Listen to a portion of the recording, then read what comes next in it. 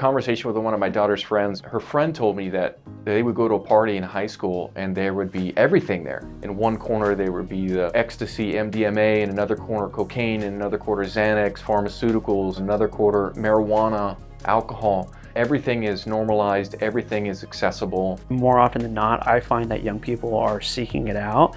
They're seeking out a feeling of acceptance. They're seeking out a feeling of community and camaraderie. If older individuals at a high school level are using substances, it's really young people's curiosity nowadays is much more prevalent than I think it ever has been. When I first reached out to my parents about what was going on, they were always very much the trusting type, and they in fact were told by my therapist at the time, who also did not know the drugs that I was doing, that they should trust me until they had reason not to.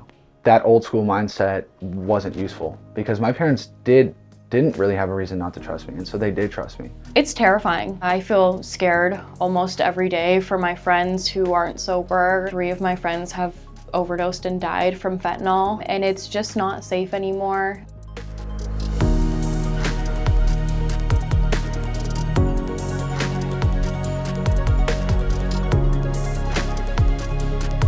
I'm a police officer. I've been a police officer for over 20 years. So I've seen firsthand the devastation of fentanyl. I've administered Narcan personally. I've given CPR, and those are the lucky ones. The reality is that I've also gone on many calls with parents holding the hands of their dead children. When people say that the days of experimentation are over, it's absolutely true.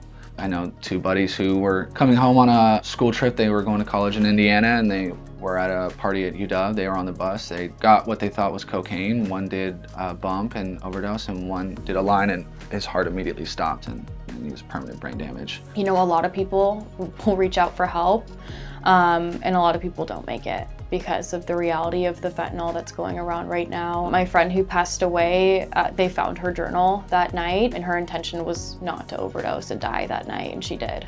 I think a lot of parents think of cannabis or those substances as not as big of a deal. There's like this idea that this is normal. This is a normal exploration of young people trying to find themselves in the world. All of the substances that are rapidly available to young people are much stronger than they ever have been. We see a lot of young people that are struggling with really significant and acute mental health issues just as a byproduct of recreationally starting to explore with different substances. Parents need to be really focused on the fact that this is not the same substances that was available to them when they were growing up. We're talking about very different chemical compounds, and this stuff can lead to, yes, obviously, fentanyl and plenty of other substances, but even with the cannabis alone, it's way stronger than it ever has been, and there's some really significant mental health challenges that can come to fruition as a result of experimenting, exploring those different types of substances.